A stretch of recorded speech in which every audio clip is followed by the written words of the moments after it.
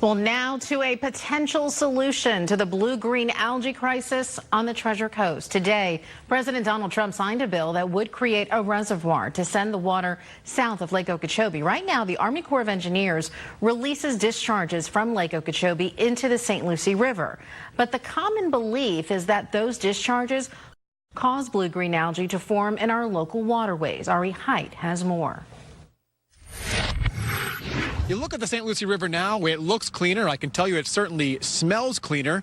Much different than over the summer when it was polluted with toxic blue-green algae. But now we may have finally found a solution to this ongoing problem. President Donald Trump on Tuesday signed the Water Infrastructure Act.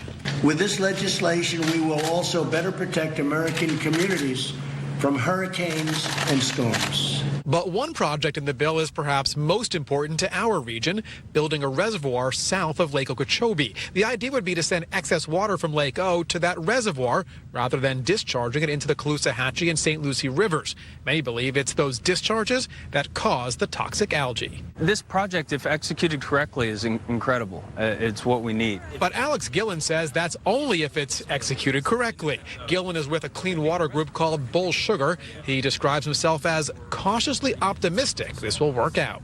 We still need appropriations for this project, somewhere around $800 million to $1 billion. So while this is a good step, it is not like winning Mega Millions. And even if it's paid for, Gillen says it still needs to be operated correctly for this reservoir to work. Independent scientists have looked at it and said it's not clear that this thing is going to perform as we thought it should. Gillen believes we're at least 7 years from this reservoir becoming a reality, but he recognizes the importance of this bill, the importance of taking this first step. The politicians know they have to do something. We just can't keep doing this.